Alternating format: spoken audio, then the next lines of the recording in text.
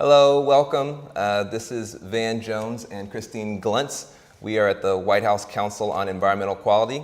First, we want to say, as so many of you have already said, happy birthday, Mr. President.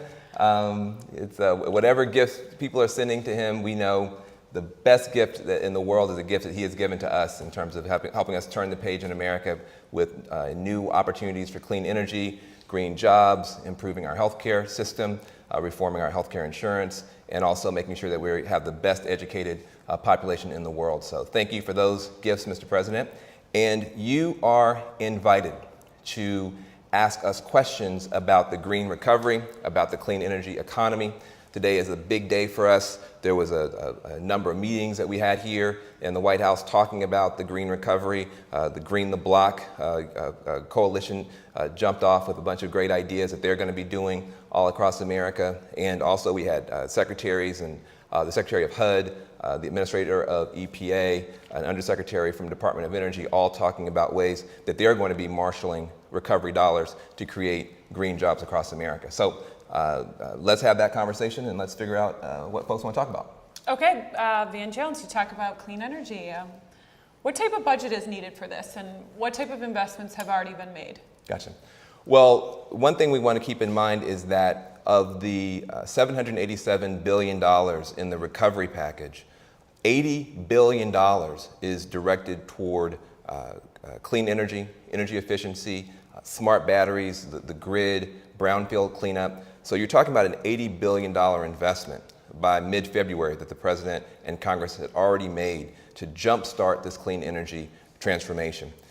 The exciting part about it for us is that this $80 billion of investment is going to create a wingspan of jobs. People literally from GEDs to PhDs will have the opportunity to get to work repowering America, retrofitting America, helping us to boot up clean and also to further green the economy. So $80 billion is the number, and we're very, very excited about the progress we're making going forward. Great. We have a great question from Ann McDonald Felch, who is writing us from Connecticut, and she wants to know what is happening about training for green energy jobs for the young and for the old. Great. Well, a number of things are happening. First of all, just to get the big number out of the way, the number everybody's excited about, the Department of Labor is led by Secretary Hilda Solis. She is the architect of the Green Jobs Act when she was a congressperson, and she has $500 million, $500 million through the Department of Labor to begin to train people to put them to work, putting up those solar panels, retrofitting homes, going into homes that leak a lot of energy, put a lot of strain on our power plants, which adds to pollution, training people to go into those homes, blow in clean, non-toxic insulation, replace old windows and doors, put in new boilers and furnaces, replace old appliances, weatherize those homes so that they leak less energy and also cost homeowners less money. She's got money to train people to become wind turbine manufacturers, the whole deal, $500 million. One of the things that she's super excited about, we're super excited about, is that she directed that $50 million of those dollars go directly to help former auto workers get trained to become green workers. You could imagine people going from highly skilled, highly paid auto workers to highly skilled, highly paid transmission line workers and help to repower America. So that's a big part of our training dollars. There's $100 million from the Department of Energy that's going to be going out that is also about getting us a smarter grid, a better grid, and training workers to go out there and make sure that we have the smartest, most effective transmission grid. Sounds boring. People say, geez, you're talking about transmission lines and wires and stuff. That is mission critical for us to be able to move electrons, clean energy electrons from our clean energy power centers, say a desert where you've got a solar array up, or a place where you've got wind turbines. Well, those clean energy power centers tend to be very far away from our population centers. So if we're going to get all those clean energy electrons from our power centers to our population centers, we've got to have a bigger, better, smarter grid. And guess what? That grid won't put itself up. So we have $100 million to train workers to do that work. But that's just a part of the play. The other chunk of money, the Department of Education is very committed to working through our community colleges and to make sure that all of the other academic supports are in place to train the workforce of the future. So when you talk about the job training agenda, what we know is that solar panels don't put themselves up, homes don't retrofit and weatherize themselves, wind turbines don't manufacture themselves or deploy themselves. All of those are jobs. Everything that is good for our environmental agenda, for our energy agenda, for our climate agenda, fundamentally is a job. And we have the job training dollars now to begin to deploy the workers of tomorrow. Okay, great. We have a question out of Atlanta, Georgia from Sean Sanderson, who wants to know, what or how do we get involved in this green jobs movement? That's great. Well, you know, one of the great things that's happening is all across America, you're starting to see community colleges, training centers, et cetera, step up and begin to offer more training, more classes, more coursework. So if you're a very young person, I can't tell if you're young or old, but if you're a very young person, you get a chance to take a bunch of classes and begin to prepare yourself. The president has said he wants to see people in America becoming scientists again, becoming engineers again, learning how to build things, manufacture things, design things again. That really, in his mind, is the backbone of a very strong, robust, resilient economy when we're building things here again. We want to build the future here. In order to do that, you've got to have a highly skilled, highly trained workforce. So one thing is making sure that people are highly trained. The other is that on September 11th, the whole country is going to be doing a day of service where people will get a chance to get plugged right in, cleaning up their communities, planting gardens, helping to restore parks and streams. There's a whole day of service that's happening on September 11th. You can find more information about it, I think, on this page. And that is a great place for people to connect, to find other people in your peer group who are also passionate about repowering America, but also greening up America and cleaning up America. And we encourage your involvement. Great. We have a question out of Silicon Valley. Okay. They want to know, how does public transportation fit into all this? What component does public transportation play? Well, it plays a big component.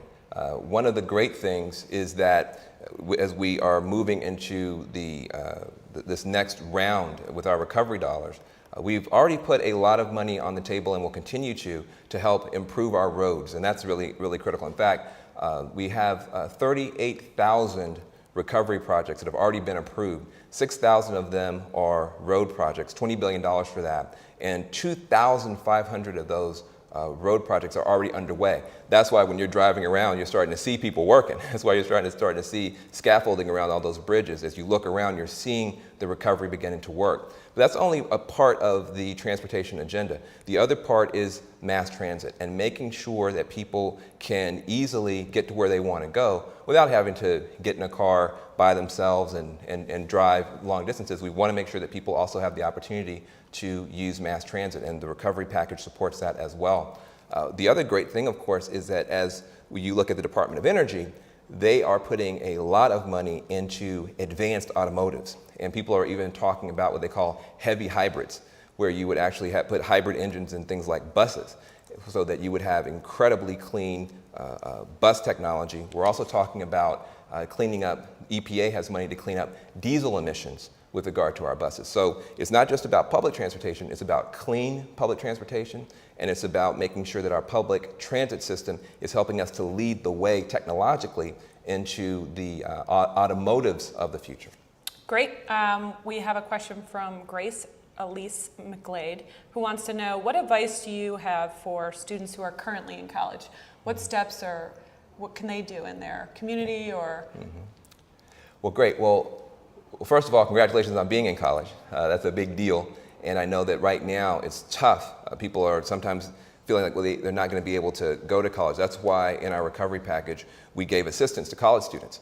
And we wanted to make sure that college students were able to continue their education, because President Obama wants to make sure that as we come out of this downturn, we have a sustainable recovery. We don't want to just go from boom to bust. And part of that is investing in infrastructure like clean energy. Part of it is investing in people. And so you're already doing a big part of what the president wants to see you do by being enrolled in college. And so we are excited about that. While you are there, you have the opportunity to make a bet on the future. And I believe, certainly the president has been very clear, that a big part of the future of our economy will be in America home-growing our own energy, letting us do for ourselves what we've been relying on other countries to do for us. We have a wealth of solar energy, wind energy, not just in the plain states with the wind energy, but also off all of our coast, up in the Great Lakes area. We have a wealth of solar power, not just in the Sun Belt, but really on rooftops across America. We have an extremely rich opportunity for smart biofuels, so we can start growing our energy, letting our farmers get into the game here. And all of those different technologies, geothermal, advanced hydro, all of them require not just good engineers and scientists, but also marketers, also entrepreneurs, business people. So I would encourage you to really focus on that. The other thing I would say is that some people say, oh, well, geez, I got to get out of school and start a solar company. I don't know how to do that. That's not what I'm saying. But what I am saying is that whatever you're passionate about doing, especially if you want to become an entrepreneur, you will have the opportunity to do that in a green way. If you want to start a hair salon, you can do that in a green way. If you want to start an auto repair shop, you can do that in a green way. And you will be rewarded in the marketplace for making those choices, because both consumers and governments are going to be encouraging you to hit those higher environmental standards. Okay, we have a great question from Billy Mitchell out of Jacksonville, Florida, who wants to know, are there small business grants for green businesses, or how can small businesses become more green? Gotcha. Well, there's a two-pronged answer to this question. If you want, just for everybody who's listening, if you want to know more about how to get government grants and contracts, recovery.gov is the main website to help you understand how you can plug in and how you can play. But there's a special website, and I want to make sure I get the name right, that is FedBizOpps, FEDBIZ Ops, OPPS, .gov, that really lets you see where the contract opportunities are, and then grants.gov lets you see where the grants are. And I encourage people to go and look at those two websites. They're being improved continuously. But I encourage people to go and look at those websites, because you will be amazed at how many opportunities there are to compete for contracts, to compete for grants, to do any number of things that will help your business go forward. The other piece is that the Small Business Administration is very interested in this whole question of green entrepreneurs and helping to move that agenda forward, making sure that our small businesses get a chance to green up and clean up and become more profitable going forward. And so I encourage you to go to their website as well. Okay. We have a lot of great questions coming in online. Yeah, I'll answer shorter. We have Annie Reinhardt, who is writing us from Burlington, Vermont, who wants to know, how are we going to get people who are living in poverty trained and in for green jobs? Yeah, well, that's really the passion of Secretary Hilda Solis. One of her passions is to make sure that people all across America and across different income levels can have the opportunity to be a part. For instance, to talk about another great secretary, our Secretary of Agriculture is committed to making sure that people who are living in rural America, who also need jobs, who also need opportunities, are plugged in.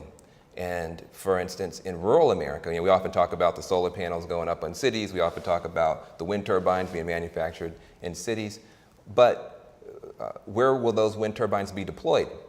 They will tend to be deployed in rural areas. So there are jobs there. If they're going to be deployed on big pieces of land, we have the opportunity to choose now to grow food crops, which is important, but we can also grow energy crops. So we're talking about smart biofuels. We also have a lot of fire danger that is built up in some of our forests around America. Some people are suggesting that there's an opportunity here, and we have money in our recovery package to go for wood to energy, going back to wood pellets, which actually don't add to our global warming problem, but do create more rural job opportunities.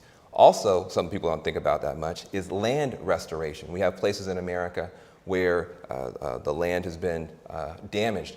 As you restore that land, you can do it in a way that it captures and stores more carbon in the soil, pulls that out of the atmosphere, greens up and greens up that landscape so it captures more carbon in the plants. Well, guess what? Now you've got a beautiful area, but it's also providing a service of capturing carbon, helping to cool the planet down.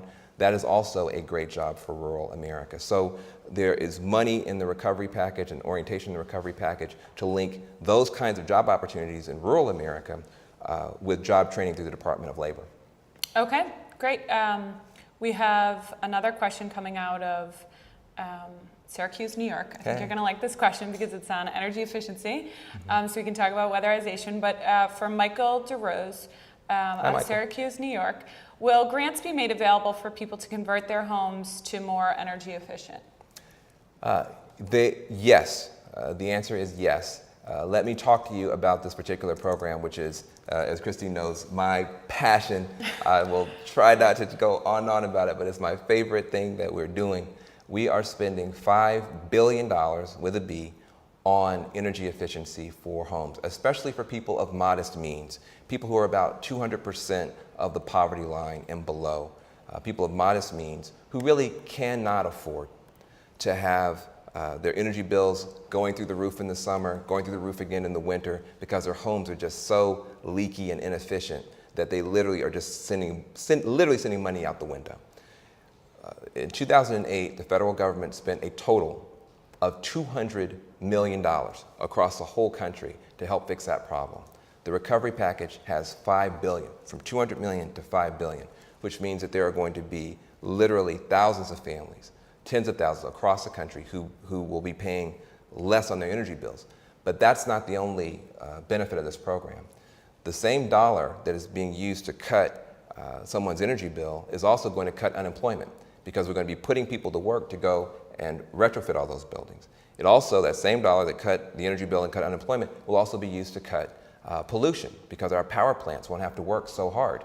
If a home is made 30% more energy efficient, there'll be 30% less pollution coming out of a smokestack someplace. And it also should make those homes more valuable, because a drafty home should be less valuable than a good, comfortable, energy efficient home. So these are humble, hardworking energy efficiency dollars that we have put into the recovery package. I am excited that the Vice President really wants to figure out a way to keep that going, keep that train moving, not only for the people who are of modest means, but really for all Americans. And I think as we go forward, you will see much more momentum in this direction. Also, I want to brag on HUD. Secretary Donovan was talking about the, I think, $250 million, $250 million that HUD has to green up public housing and assisted housing, so that people who are very, very low income can have those benefits in terms of comfort, and also governments can spend less money on those properties as well. So yes, energy efficiency is a big part of the agenda. Okay. We have a question from Andrew Reback from Philadelphia, who wants to know, there are a lot of people who talk about going green, dismissing it as hype or fad. Yeah. How can we ensure that these changes towards a green economy are indeed sustainable and result in long-term changes? How do we do this? Well, I mean, first of all, it really is something that is not a fad. We're talking about a convergence point where so many different factors are coming together to make energy efficiency and clean energy a big economic play. It's one thing if it's just sort of a niche thing, just something you want to do because it makes you feel better about yourself. I want to be green because I love the planet. That's good. That's a good driver, and we need to keep that as a driver. But it's not just making people feel better that really changes things. It's when people can feel better about what they're doing and also earn money doing it, can also launch businesses doing it, and that's what you're beginning to see. So for instance, as our Congress moves forward, it is making very, very strong progress toward creating the incentives for clean energy to be the profitable form of energy in America. Well, once we get the rules right, the public rules right, then we can unleash innovation and enterprise. Then suddenly you're going to see American business, American entrepreneurs, American innovators jump in, and we'll have as much innovation in our energy sector in the next 10 years as we had in our information sector in the last 10.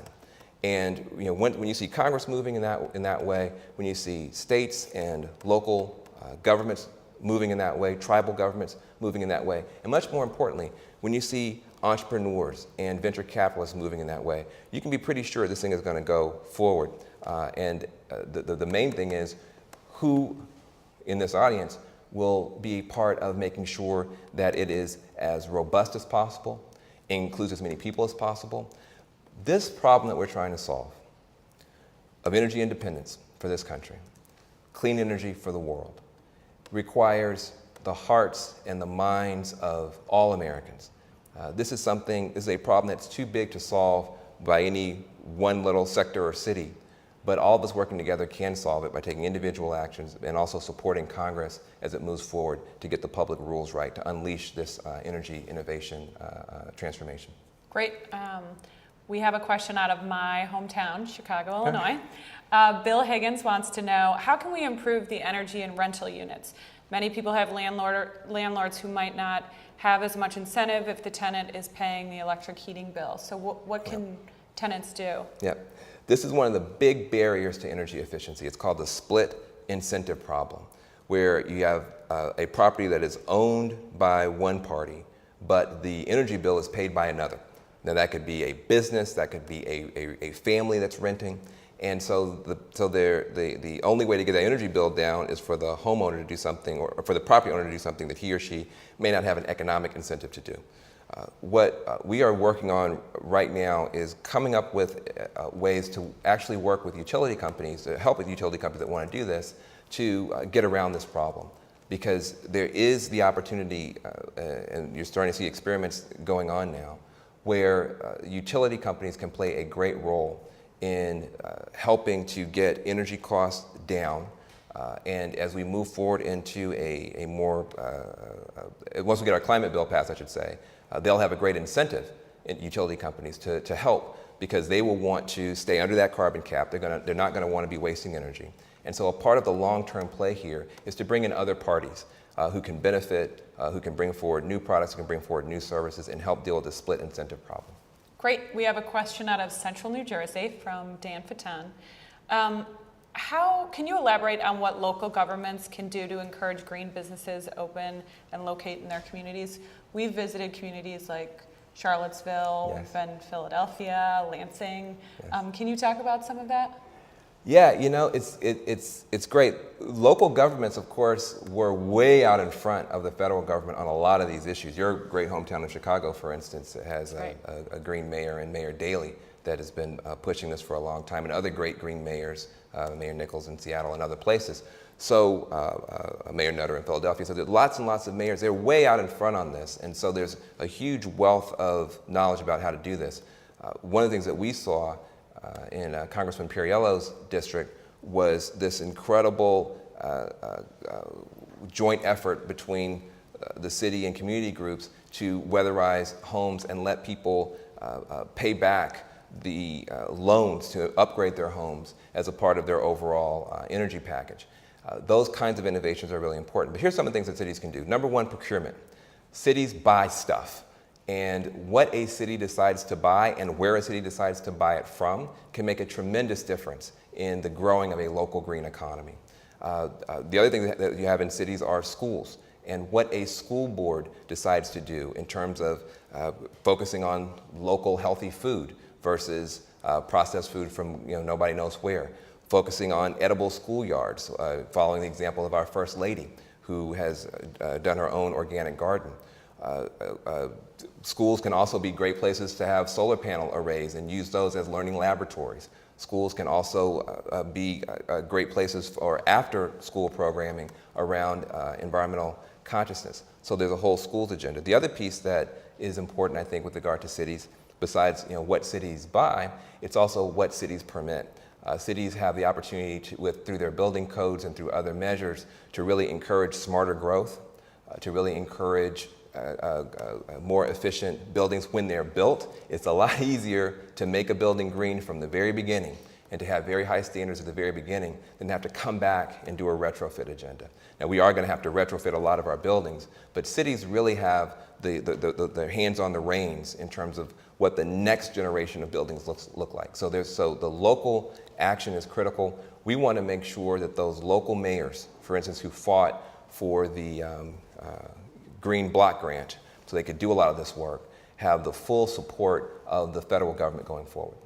Great. We have a question from Kevin Shea out of Suffolk County, New York, who wants to know, how do we create financial incentives for this? So we can be saving money spent by the government by taking, citizen money and spending our government. I think we can talk about recovery investments potentially and some of the work being done in the energy bill right now. Sure. Well, you know, our fundamental strategy here, and I'm glad you put it in terms of incentives, our fundamental strategy here, and I think sometimes it's been misunderstood, is to unleash the private sector. This problem is too big in terms of getting America energy independent, making sure that we're creating the clean energy solutions for the world. It's too big, and creating jobs here, it's too big a problem for government to solve. Certainly not on its own, but government can be a partner to the problem solvers who will be in the private sector. How do you unleash private innovation? Well, you can learn a lesson from the information revolution we just went through. Government did 2 things right, and then the private sector did 98 other things amazingly well, and that's why we live in a world where you can't even have a conversation without saying Twitter, YouTube, right. Google, Yahoo, all these. Facebook right now? We're on Facebook right now. You can't even have a conversation. And most of those terms didn't even exist 5 years ago. If you walked around saying Google, Yahoo, Twitter 5 years ago, somebody locked you up because they thought you were crazy. So how did that happen? How did you have such a dramatic transformation? Well, government did 2 things right and let the private sector do the other 98 things exceptionally well. The 2 things government can do right. Number 1, it can get the public investments right. You know, Google didn't build the internet. The government actually built the internet to make sure that we had an information system that couldn't be taken down at any one point. The government did that. And then government, after it got the public investments right, it then got the public rules right so that anybody could participate, anybody could play. What we're trying to do is copy that onto the information, into the world of energy. What would that mean? Number 1, getting the public investments right. That's our $80 billion. $80 billion in our recovery package to jumpstart a smart grid, smart batteries, all those things to get that train moving.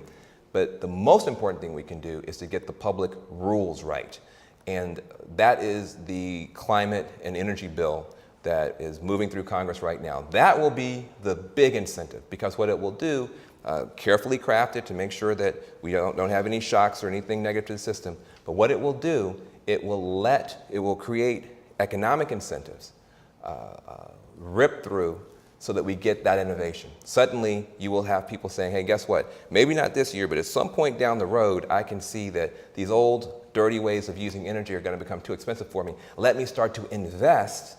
Let me start to purchase. Let me start to move in this other direction where I'm using less energy and I'm using cleaner energy. I'm using energy in smarter ways. That creates a whole new context. Suddenly, here comes a stampede of entrepreneurs, a stampede of inventors, a stampede of innovators who come forward with new products and new services. 10 years from now, there could literally be a whole new world of energy products and services that are just as much a household name as YouTube or Yahoo that right now we can't even imagine. Okay. We have a question from Chris Ruse, who wants to know, what are the most feasible return on investment changes we can make right now, and how do we fast track these technologies in the next year for the majority of Americans? So Gotcha. What can people do right now? Well, you know, right now, the quickest return on investments have to do with energy efficiency. They have to do with retrofitting our homes, weatherizing our homes, and making those personal choices so that we waste less energy overall. And, you know, some of the stuff, oh, this is corny, but it's really not corny. Changing the light bulbs in your house. People have said it a million times. How many of you have done it, though? How many of you actually have LEDs or complex fluorescent light bulbs throughout your home? Doing simple things like unplugging the BlackBerry or charger, or the cell phone charger, or the iPod charger when it's not plugged in there. You say, yeah, I know, but how many of you honestly have one plugged in right next to you and there's no phone there? Those things actually don't cost you any money. They save you money, but they actually help us to use less energy. The other thing in terms of how do we deploy this stuff all across America? I couldn't be any prouder of our recovery team, having gotten, and 24% of the time, we've gotten out 27% of the dollars. Our recovery process is a 2-year process. We're a little bit more than 150 days in, and yet we've already been able to actually get more money out the door than we're supposed to. By the end of September, we're on track to have 70% of those dollars out the door. I think that what you can best do, especially in those cities where mayors will be getting money to retrofit buildings and community action agencies will be getting money to retrofit homes, is to give the political and personal support to those decision makers that are going to be taking on this tremendous challenge of cutting energy bills for public buildings and for low-income people, and creating jobs for people who need them. Because as we move through the recovery process, the action is going to move more and more away from Washington, D.C. and into your own communities. And supporting those local businesses and those local leaders that are trying to make the recovery work on the ground, encouraging the local media to point to those success stories, pointing out to your own neighbors and your own friends, hey, look at those cranes. Look at those folks working.